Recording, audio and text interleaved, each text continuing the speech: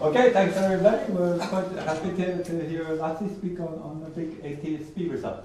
Yeah, so thank you. So yeah, I guess most of you must have heard some versions of this talk because Ula and Jakub and myself spent a good time of last year going around giving talks. So who has heard at least one version of this?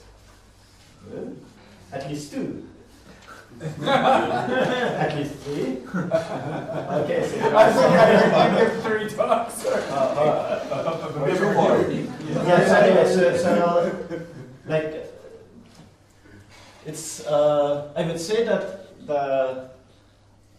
the algorithm or the result is kind of locally simple, but it takes like many steps. In fact, it's quite a modular structure in the proof, and like usually we focus on the simple reductions we start with, and then like there is like the more technical part towards the end we tend to skip. So I thought that's what I'd actually talk more about today in these 2 hours. Jens convinced me to present here. So in the first hour I will mainly like give like the overview picture, like speeding through the roadmap and just reminding you of the important concepts, and then like the second hour it's optional, but for those who want to see like this reduction to local connectivity ATSP, that's the plan. So I'll skip all the background and past results and everything, and I'll just focus on our paper. So in the ATSP problem, so I have like a directed graph and non-negative weight function on the edges, and then like this is one of several equivalent formulations of ATSP. So I want to find a multi-set of edges which is Eulerian and connected. And whenever I have these two properties, then I can always convert it to an ATSP tour. And yeah, so the tricky part is really maintaining both connectivity and the Eulerian property together. And as in pretty much all TSP results, we start from the held curve relaxation. So here we are looking for a minimum cost fractional solution where the value of an edge x is supposed to be the multiplicity of this edge included. Again, it's a multiset, so it makes sense to use an edge several times. So I have the first simple set of constraints, which just says that the in degree of every node should be equal to the out degree. So I will use this delta minus v for the set of incoming edges, delta plus v for the set of outgoing edges, and also the same notation will be used for sets. But for sets, we will have, and that's kind of the more substantial constraints, the sub-2 elimination constraints, is say that for any set S, the total value of incoming and outgoing edges should be at least 2. So this delta S is both incoming and outgoing. The standard formulation would be just to say that the value of the incoming edges is at least 1. But of course, if we have an Eulerian edge set, then same comes in and out. So this is like completely identical constraint. But for various technical reasons, it's actually more convenient to work with these constraints. So, yeah, but otherwise it's really just a standard Hell-Cup relaxation. And so what, like the first important conceptual step will be is to not just work with this primal relaxation, but also look at what's going on with the dual. So in the dual, we have 2 sets of variables. We have an alpha u corresponding to every node u for the Eulerian constraints, and we have a variable y, which is for all non-empty proper subsets of the graph. And since we had these 2's on the right-hand side, now the objective will become twice the sum of the y's. The alphas don't matter because they have a 0 on the right-hand side. And then the constraint for every edge is the following. So I take an edge uv. I take this kind of potential difference between the endpoints alpha u minus alpha v. And then I sum up the y's over all the sets which are crossed by this edge. It's of course a directed edge, but here I include both sets it's leaving and both the sets it's entering. So this sum of the y's plus potential difference should be at most the value of the weight of the edge, and so what's wrong in my formulation? Maximum. It's a maximization, yes. So then this is like this roadmap of the proof. First, actually, let me mention this starting point of this whole approach. So as you're probably all aware of, like this long and very interesting line of work using thin trees, where like the starting point was to make sure connectivity holds and then try to fix the Eulerian constraints. So and then Ulla had this approach which is like kind of the reverse, and it goes back to like this classical approach of Friis, Gabbiati, and Mattioli with like repeated cycle covers. It said that, well, let's focus on the Eulerian property.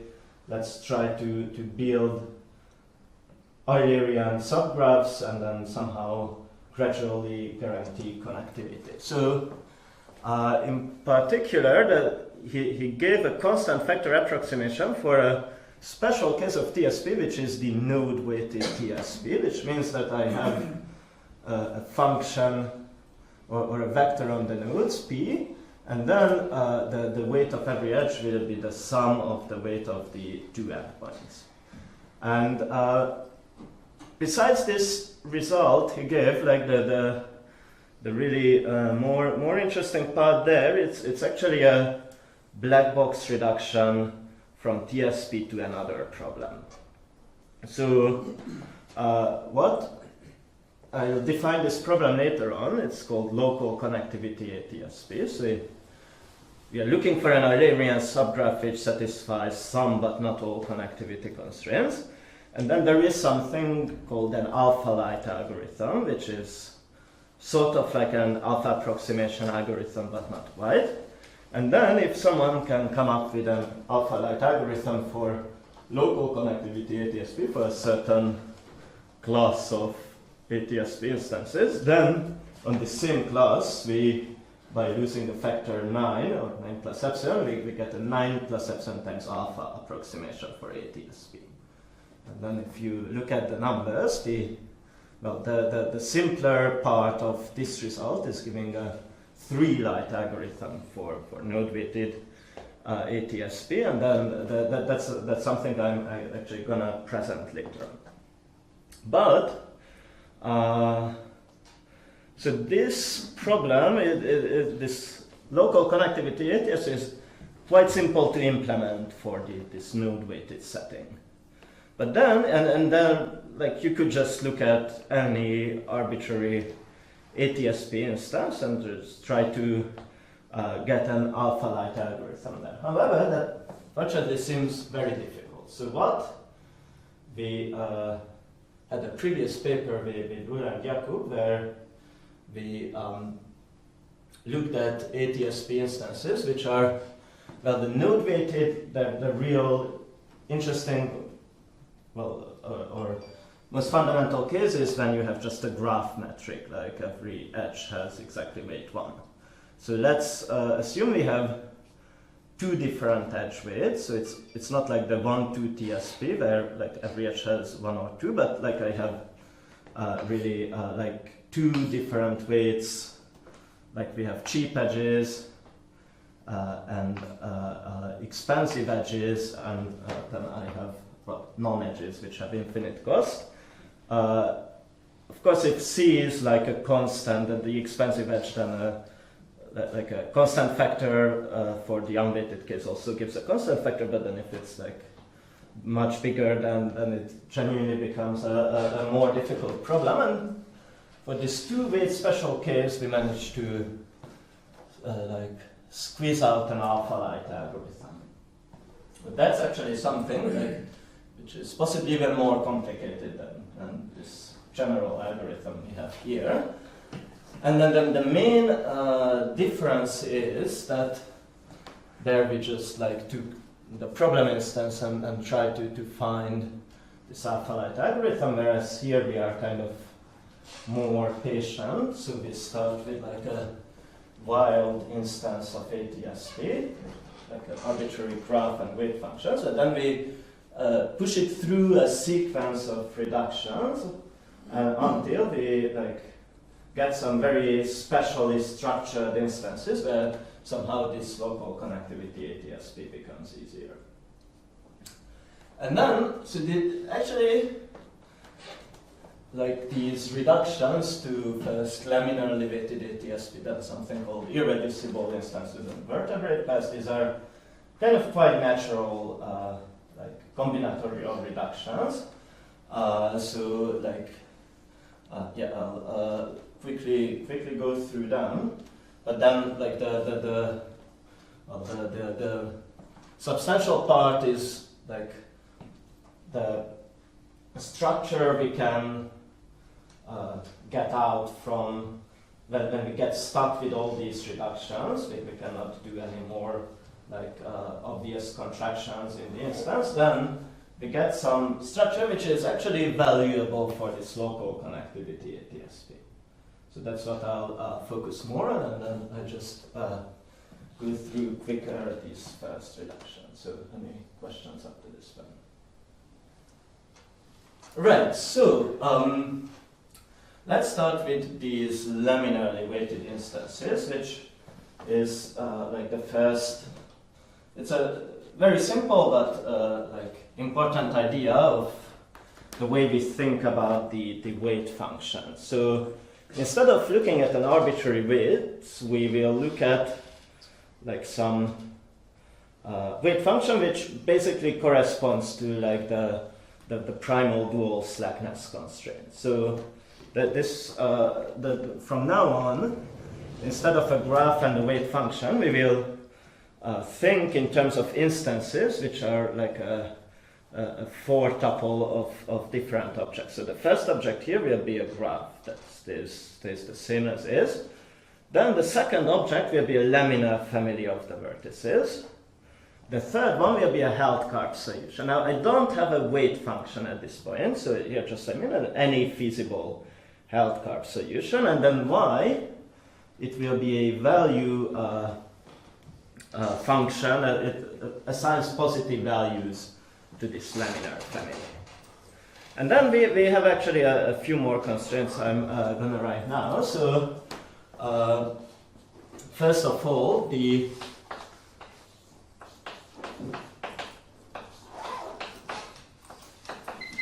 on every element of this laminar family, we have exactly one unit incoming and one unit outgoing. And this laminar family, it can also include singletons. We will also have that x is positive on every edge of the graph. And yeah, so L is laminar. And now, I hope that's all we need. And now comes like the weight function. So we say that the weight function induced by this instance will be the sum of the y values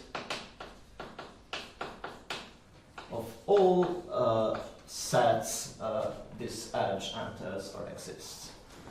So for example, if I look at this edge here, then the induced weight will be this 2 plus 3 plus 5 plus 1, so 11. If I have anything in here, then this endpoint is not in the family, so I just have 1 plus 3 plus 5 plus 4, I guess 13, and so on. So now you can see that this is like almost the same as what we had for a dual optimal solution and primal dual slackness. So there are two notable differences. So the first is equal to 2 or greater than equal to 2. So it's always greater or equal because it's like a feasible solution to the half curve, and here we want exact equality. Okay, so what are the differences compared to this dual optimality? So first of all, in this dual optimal solution, we can allow any arbitrary set of non-zero sets. So I could have like, I don't have the laminarity property. Could be anything, support of phi in an optimal solution. So, well, I guess it's no surprise to anyone that you can always find a laminar optimal solution, and the proof is quite simple. We just use the standard uncrossing argument. Like if I have two crossing sets in the support, I can shift a little bit to the intersection and the union, and I'm not getting anything worse.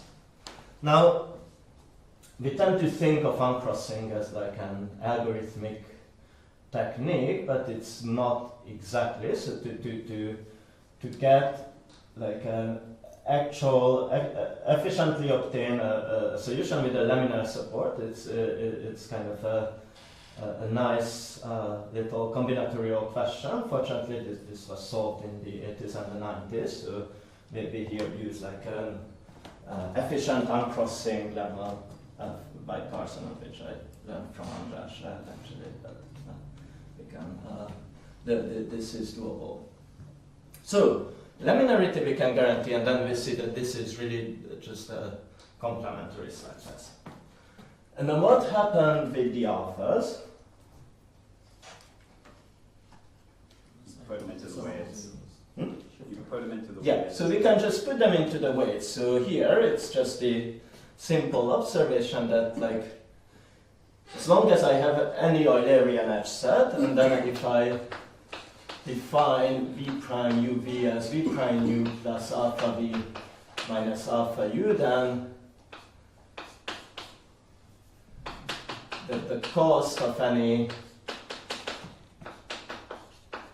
Eulerian edge set or any like Eulerian vector will be the same for these two cost functions, right? Because I'm not changing the cost of any cycle. So, so if you take your arbitrary input instance, then you can just like solve primal and dual optimal, get a primal and dual optimal solutions to the Half-Curve relaxation such that the dual is also laminar, and then you just modify the cost function to this v prime, and that like there you like that's all it is to this first reduction. And you still have the y's are non-negative?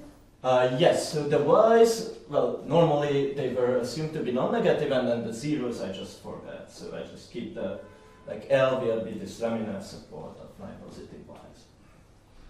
But the original alphas are dual variables or constants? I mean, Well, those are dual variables, yes. But then what I did, so I started in my input with this W, and then I sneakily changed to this W prime, which is this W shifted by the potential. But the potential never changes, or No, from now on we can forget, because from now on we see that first of all the optimum is the same for W and W prime on the primal side. Okay. And on the dual side we just see that exactly the WUV plus alpha v minus alpha u is greater or equal to this sum of the y's. And by complementary slackness again, whenever I have a positive edge, then I have equality. And then if an edge is 0, it would be just smaller or equal, but those I actually just delete from my support for good. Right, so now our weight function is somewhat tamed, and actually we see that like the node weighted ATSP is kind of a special case. Well, or more precisely, they kind of have a common intersection as a special case. So if L only contains singletons, well then all these big sets go away and just a little dots stay. So then like the WUV equals the YU plus the YV, where if like on a singleton I had 0, that it was not in my set, then I just set 0 there. So now like we get a special case of node-weighted instances, and these we can solve. And this kind of suggests the approach of like trying to get rid of this laminar family by a reduction to singletons. Yeah. So whenever you say you can solve, I guess you assume you can get a constant factor with respect to the health car relaxation. Yes. Otherwise you have issues later on. Yes. So by solve, I always think that I have a constant factor with thank you. So like the obvious thing we can try to do is to contract one of these non-singleton sets, and it kind of makes sense to start with, because I had this constraint that all sets must be tied, and if I contract one of these sets in the obvious way, so it had like 1 unit of incoming and 1 unit of outgoing, and now I contracted it to a small s, then it's easy to see that at least the image of x becomes a Half-Card solution in the contracted instance. So, of course, so now let's just play with this idea. I take a set, any set in the laminar family, I contract it, I get a smaller graph, which is like the natural contraction of my original graph, a smaller laminar family, which is again the obvious image of the laminar family. This Hausdorff is the obvious image. For y, we don't quite know at this point what would be the, right? We need to set some y value on this new node. So let's see what that should be, and why is there even any goal at all with this contraction approach. So let's say that I solved my I can find like a constant factor approximation with respect to Hausdorff in this contracted instance. So I have like a nice big ATSP tour. Wait, lastly, like somehow should we want to think that we want to just enter and leave every set in the laminar family exactly once? Like somehow that's the 2. I mean, obviously that's not. I mean, you're gonna. Yeah, so that's not gonna happen. Right. Yeah. So it would be nice, but we don't even hope for that at all. So let's just say that in this contracted instance, I got the same number of like an Eulerian connected subgraph, and it goes through this S at least once, but maybe more than once. Yeah. So now, just how can we map back this tour to the original graph? Well, I mean, it will, unfortunately, it will be quite imperfect. So like now I have this pre-image of my tour, and now it has these 4 dangling endpoints inside the set. And moreover, there is like a whole world inside this set, which is not visited by the salesman, and all revenues in these cities are lost. So it doesn't look great at this stage, but yet we will kind of try to understand what are the conditions when we can like patch up stuff inside. And by patching up, we want 2 things. So we want to, first of all, restore the Eulerian property by like one way or another connecting up these endpoints inside, and then we want to add like a little ATSP tour or something resembling that inside, which will like connect all the cities inside, and then you can join this blue tour that came from the contraction, like the connecting green path, and then this real tour inside the set. So now the question is, I missed one thing.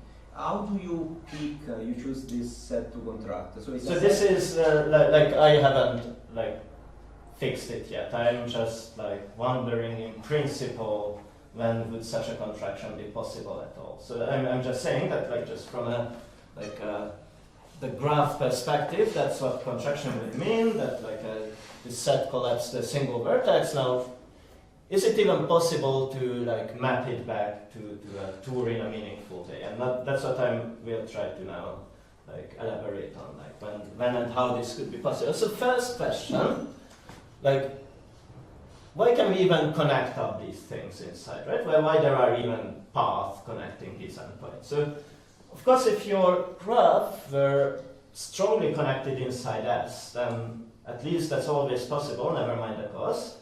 But even that might not be the case. So the graph will not be strongly connected inside the sets in L.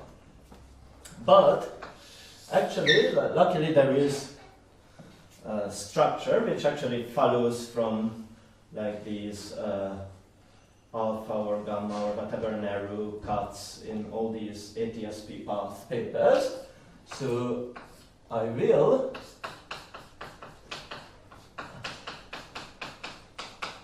be able to partition the graph inside of every set S in the Laminar family into strongly connected and tight components. So meaning that like there is S1, S2, Sk, and then there is one unit. Everything that arrives to S arrives here inside S1. This is what I call the incoming terminals S in, and here I have S out in this final set. And then, like, I have these tight cuts, right? So these S, by tight I always mean that there is one unit incoming, one unit outgoing. So S1 is a strongly connected tight set. From there on, I move on to S2, then to S3, and then to Sk. So at least connecting we can do, like, any incoming edge can be connected to any outgoing edge. So that's at least something to start with. So next, then, this will lead us to the, so let me remind you of what the keywords are here. So we went from wild ATSP to laminarly weighted, and now we are trying to move to irreducible instances. So reducible instances will be the ones where we can kind of meaningfully do this sort of construction. And for that, we will need to first understand what it takes to, how much does it cost to connect up these endpoints?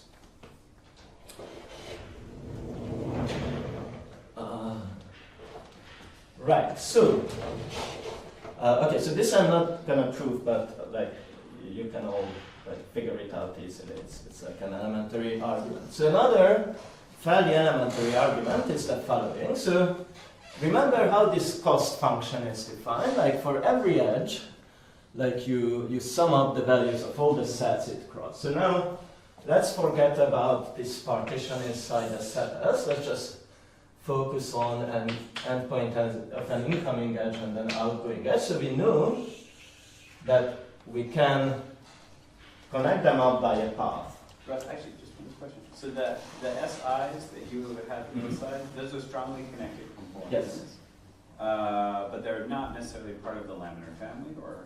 No, they actually do like mix well with them in the sense that they are laminar together with the smaller, like the smaller sets can be like either inside or contain multiple components.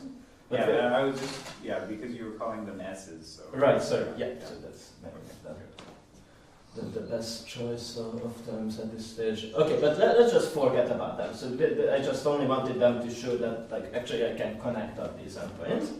And now let's look at what L has for us inside this set. So these are like the sets in the laminar family, which can also be some singletons. So now the claim is that, well, this is, and let me just add some which contain U and V. So the claim is that the picture always should be like this, as opposed to something weird which like keeps coming and going back into the same sets many times.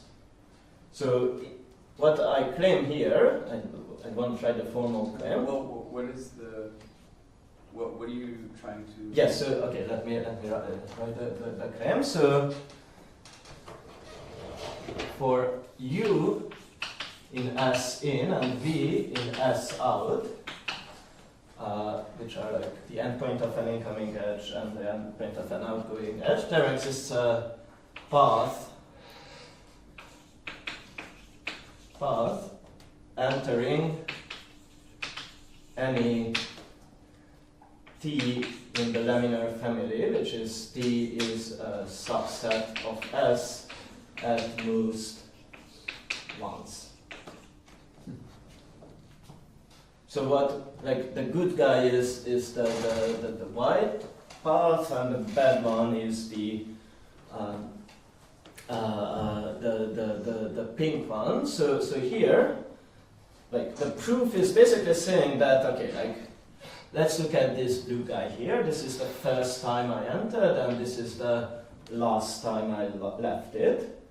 Then we can use induction. I mean, it's a smaller set in the Laminar family, so like we know that the endpoint of an incoming arc is connected to an endpoint of an outgoing arc. So here I could actually find one more color and say that, well, there is a path which stays entirely inside. And then I would replace it by that path. So there's no back and forth for these sets. Now this is actually pretty good if we look at the cost function, the way it was defined. Because now you can see that for every set, like, contributes to, well, the cost of at most two edges, once for the incoming and once for the outgoing. So this also motivates the definition of the value of S for some S in the Laminar family is the sum of the Y of T, such that T is a subset of S and T is in the Laminar family, and I think we have the factor 2 in the definition. Let me just quickly check. Yes, we do. So this is actually the contribution to the objective term by all the sets which live inside S, but not S himself. And then the claim, which we kind of derive from these pictures, is that for any U in S in V in S out, the length, there exists a UV path of length at most the value of S. So again, the value definition there was a factor of 2, and so that for each set inside we have, like, it contributes to one incoming, one outgoing. So is this clear? Yeah. I mean, morally, this is just, I mean, the held carp solution is sort of giving you a flow. Yes, exactly. So exactly that's what's going on. That, well, the held carp, I mean, the least it has to give you is like the path connecting, like 2 points inside every tight set, where we kind of need to use that. Like, this is a tight set, because otherwise it's not true. So let me make some space here with this device.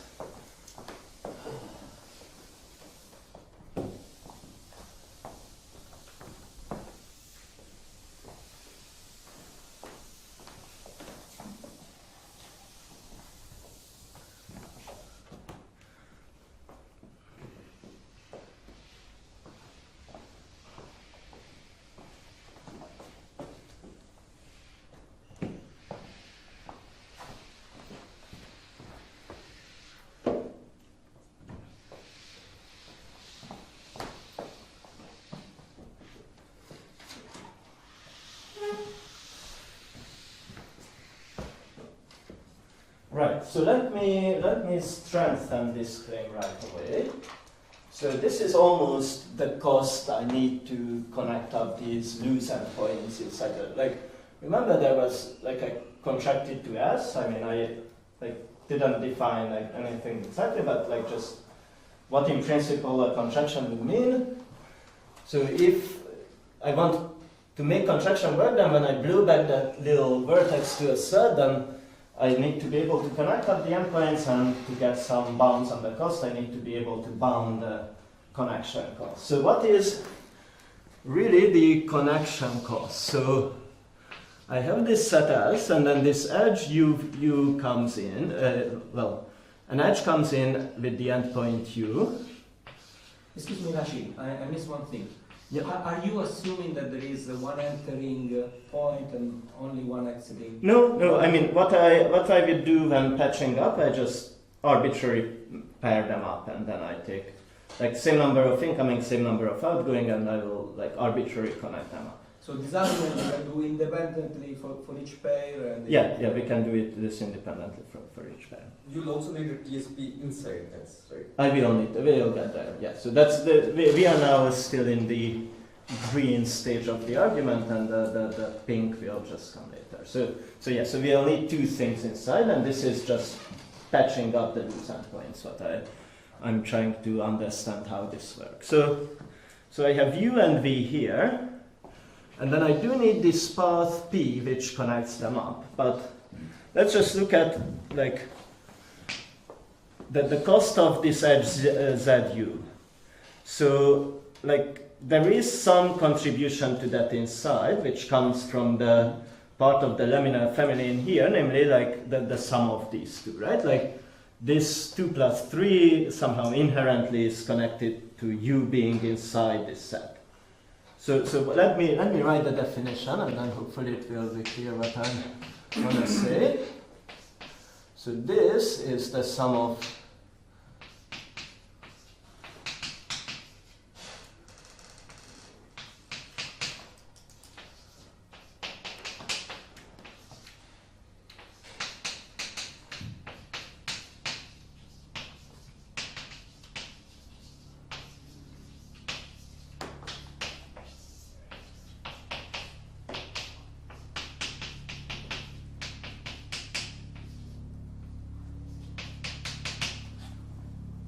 okay, so what I have here is like the sum of the y values of the sets inside containing U, plus at the other end the same sum for connecting V, and like the cost of the path in between.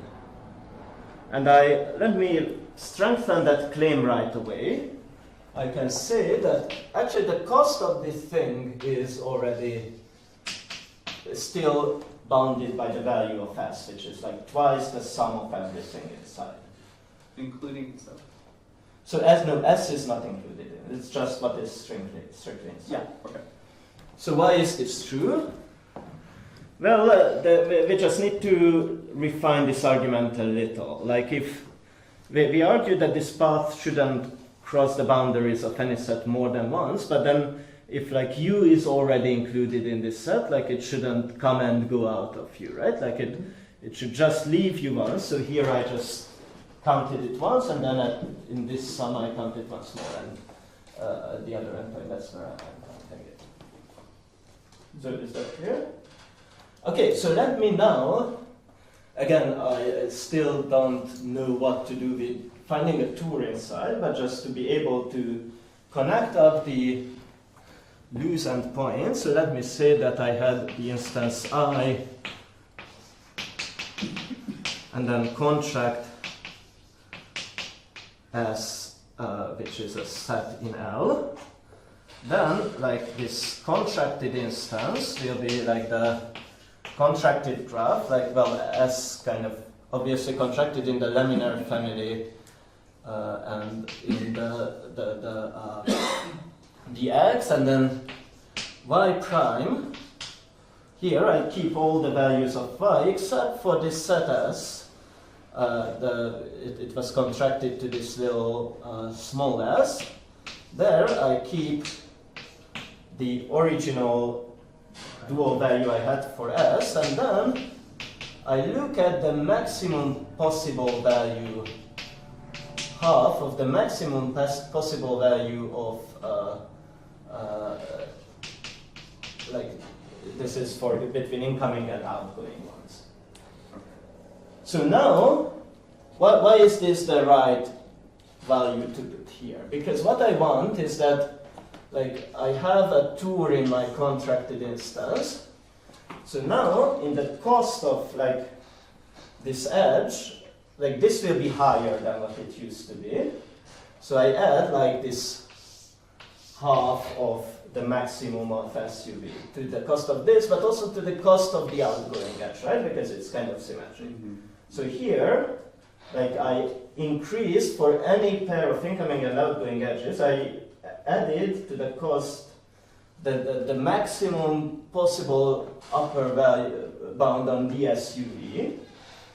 And that enables us that when this S is blown back, then I can take any such pair of edges, and I can, like, afford to pay to connect them up without increasing the cost. So I had, like, an F prime in this, I can map to an F which is Eulerian in I, such that, like, the Wi of F is at most the Wi prime of F prime. But for now, that would only, like, technically work if exactly one goes in and one goes out. Right? No. This is actually always, because you see, like, let's say I have, like, 3 pairs, like, 3 incoming, 3 outgoing. In, like, each of these costs I added this thing already. So this is added to the cost of these edges. So yes. In the cost of those edges, I, like, paid for the maximum connection. Connection. Yeah. And it's important that you do the max ds rather than just say it's value of S. Yes, exactly. You So need that slack. exactly. So that will bring us to this concept of irreducible instances. Exactly. So namely, what we see here that so fair enough, I could, like, this is at most is half of the value of S, right? So that means that, like, for an instance, I say that its value is, like, the total sum of the y's, which is, like, the dual optimal value. So then I know that the value of the contracted instance will be always at most the value of the original instance, right? So if I were so lucky that, like, however let's say S is nothing but a path inside. Okay, so that's very simple, right? And, like, however I contracted, the 2 endpoints I connect, I got an ATSP tour from an ATSP tour in the contracted graph. But now, if I just use this trivial estimate, what it pays for me is exactly this connecting up the loose endpoints, but I will have all these cities inside S which are not visited yet. And this is where it exactly becomes important to check whether there is a slack between these two. And this motivates the next key definition. So we say that S is reducible if I do have some slack here. If the maximum of BSUV out is at most 3/4, and this could be it's like a semi-optimized constant, the value of S. And then the instance itself, let's have a look here.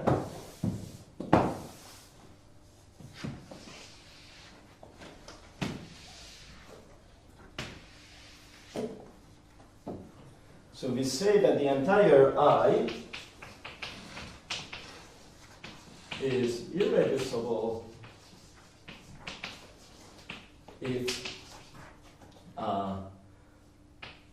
all S in L are not reducible.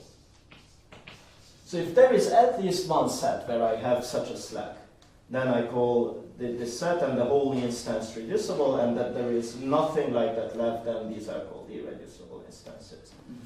And this is the first main reduction.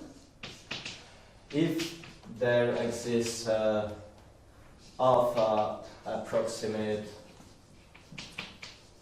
so this always means polynomial time alpha with respect to like the value of the instance, which is kind of the dual optimum for irreducible instances, then there exists an 8 alpha for all instances.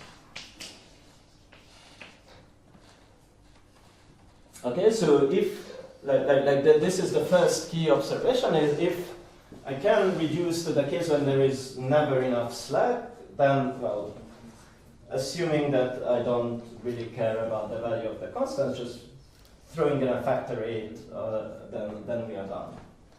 So what's the idea that, I mean, I can see you get to irreducible instance, you connect everything, I mean, you blow it up, you connect stuff, you haven't paid too much, but then you still have all this stuff that was inside the contracted sets.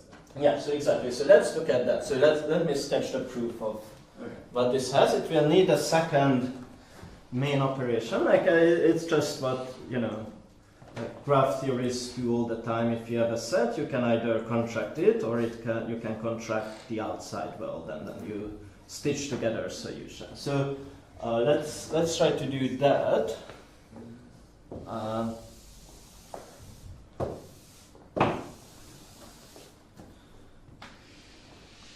Okay, so I have my algorithm for irreducible instances, and then I want to look at an arbitrary instance. Now, if it's already irreducible as is, then we are of course done.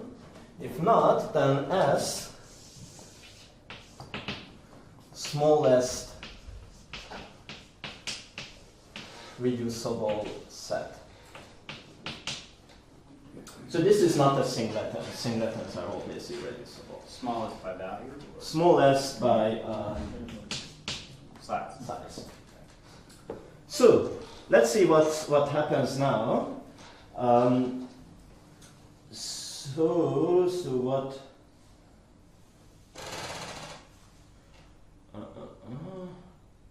Yes. So I contract this. So I had I, and I contract this S. So now I get another instance. It may or may not be irreducible, but it's smaller, so I can recurse on this, and then I have an 8 alpha times the value of I contracted S approximation here. Right? So what does this approximation buy me if I blow it back? Okay, so then, like I have towards or blue, so let's go with that.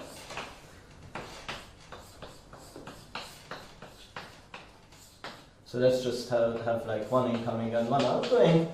And then as I argued previously, like with this budget of the value of I as contracted, I can pay in the original graph for something which is a tour outside and the loose endpoints are connected up by path. Okay? So how much money do we have left? So this value, remember what is this value of I contracted as? So I had like, apart from sets inside S, I kept everything as it was. So I had like value of I minus the value of S plus I had this, well, twice this, what I just deleted from here, this maximum of the SUV. And this maximum, now I know that this is at most 3/4 the value of S. So this means that like this value of the contracted instance is at most the value of I minus quarter times the value of S. Okay? And so far, like my budget is 8 alpha times the value of I. Now I have used up 8 alpha times the value of I minus 8 over 4 minus 2 times the value of S. So this is what I've already used up, and I have this beautiful slack here, this 2 alpha times the value of S, right? So what can I use that for? And now what is nice that this set S is really irreducible if you like restrict your attention to S. Well, of course you can't quite restrict your attention to S, but then you can contract the complement of S. So how do we do that?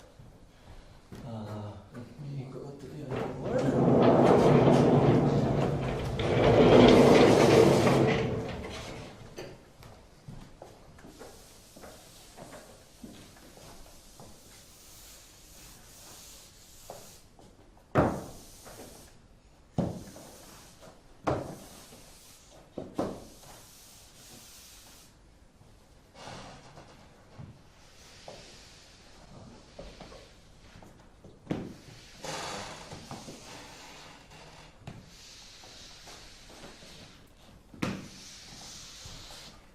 So I say that like IS is like inducing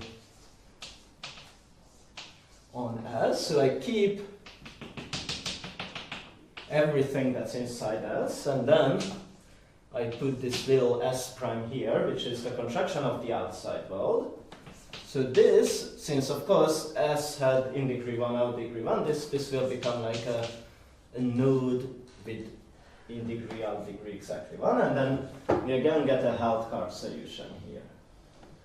And then what I want to put here on this S prime, so Y of S prime will be, I hope, the value of S.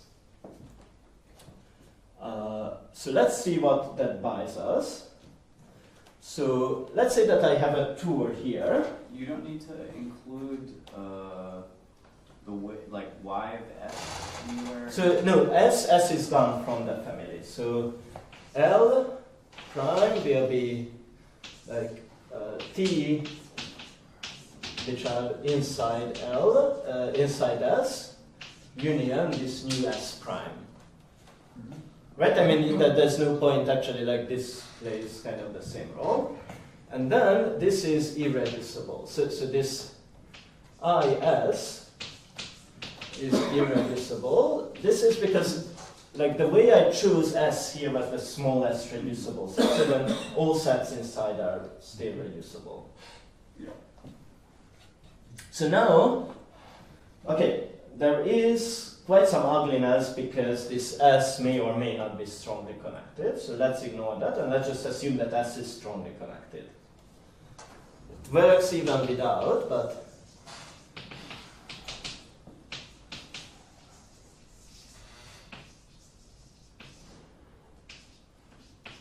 so now I have my tour which like keeps visiting cities inside S. And then sometimes it passes through my new artificial node and then gets back to the initial city. So now I have like an F prime tour in I in this induced instance.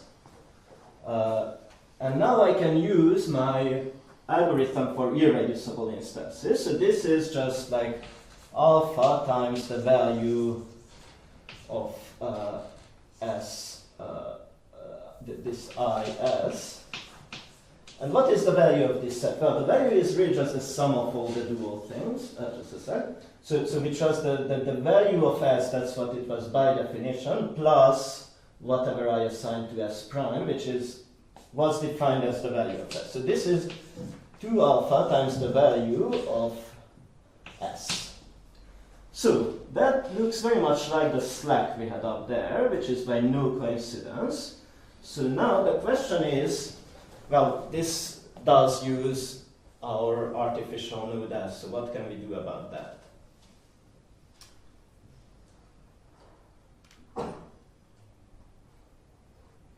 So did we throw away everything? What did we keep? We just kept the inside part of S. Right, but we didn't use, did we use we haven't used the connections that we paid for previously. No, we are not using that. Yeah. But we are cheating by making this assumption which is multiple ways true.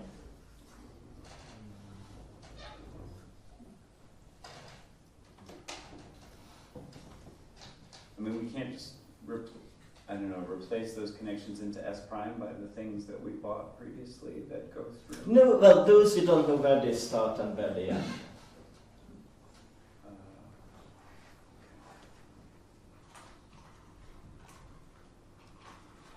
You repeat again what you were asking? Right. So now I had this induced instance, which was S with the outside world contracted. And now I have a tour inside this object.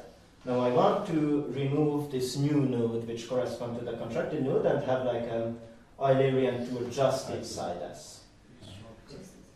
Yeah, so how do I shortcut? It's only connected, so just click. Yeah, exactly. So that like I take a pair of visits to S prime. So I I pair these up really not completely arbitrarily. Let's make sure that the thing remains connected. But apart from that, arbitrarily, and then like between these, I can just add like a shortest path.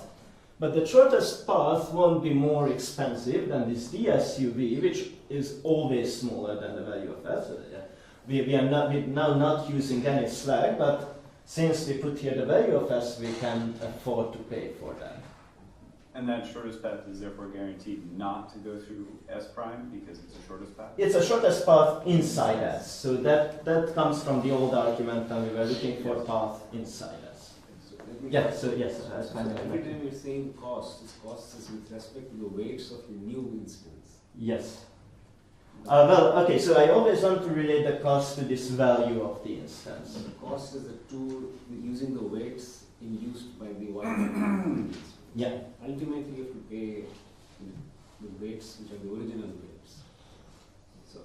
Yeah. So okay. So what I'm kind of sweeping under the rug, so that like I define this value of the instance, which was the sum of the dual values.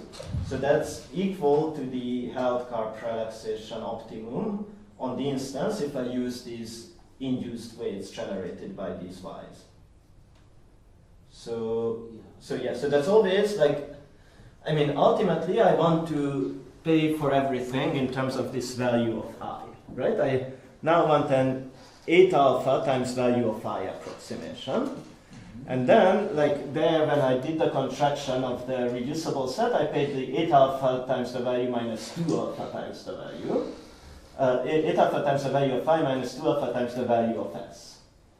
And now for this, adding the extra stuff inside, my budget is this value of S. Because now I'm looking for like an instance where the Hausdorff optimum is twice the value of S. So there I use the alpha approximation, so that's why it will cost 2 alpha value of S. But now if you add that back in, it seems like you're not paying for S at all. Yes, that's the cool thing. Yeah. Okay.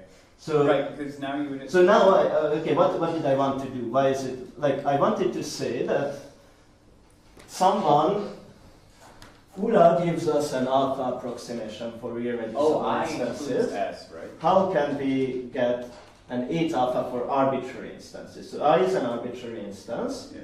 I want an 8 alpha times the value of I. So there, because of this reducibility, I can pay for a tour outside and the patching up of the dangling endpoints at cost of 8 alpha value of I minus 2 alpha times the value of S. And because of reducibility, from this 2 alpha value of S, I can connect up stuff inside the set. And so now you're not using the fact that some of the stuff is sort of already connected. No. So, well, actually, yeah, so if you really want to know, that becomes important when I drop this assumption of strong connectivity, because then like I can't possibly get a tour inside the set, but what I can, so that's when we go back and then I'll finish it this. So I have this S1, S2, like these are the strongly connected components. And then what I kind of can do is that, like, from this budget, I have like a tour inside each of these components. Right. But now come these connecting of endpoints, and ultimately that's the thing that guarantees connectivity across the board. Yeah, gotcha. Mm-hmm. All right, so let me finish here. So now we have reduced to irreducible instances. So the term suggests no further reductions are possible. But yes, so but what we will do is actually like, okay, so it was a good thing if we could connect up nodes inside with cheap cost with respect to the value. So how can we make use of the opposite? If like for every set I have a pair of nodes which are like really expensive to connect, like it basically visits almost everything inside. And it visits almost everything inside.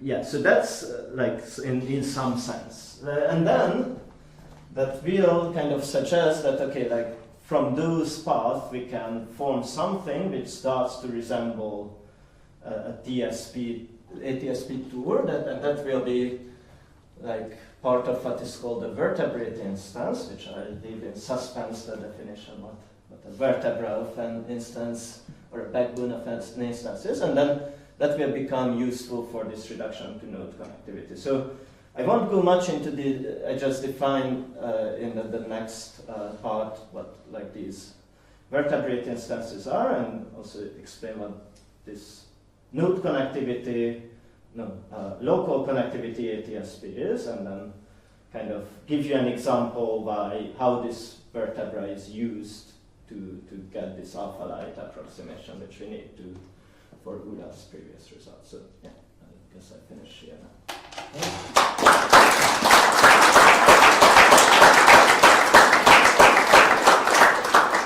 Thanks. We have 4 hours for questions. So the final reduction is to this vertebrate situation. Mm-hmm. And so that's really just where I can imagine you already somehow paid for like most of a ATSP tour, wherein like every set you visited things whose value is like a very large fraction. Yeah, that's what we start with, yes. Okay. And that's everyone can think without looking into the paper. Yes, yes. Who would do that? Yeah. Question? Statement for this afternoon. Okay, thanks, László.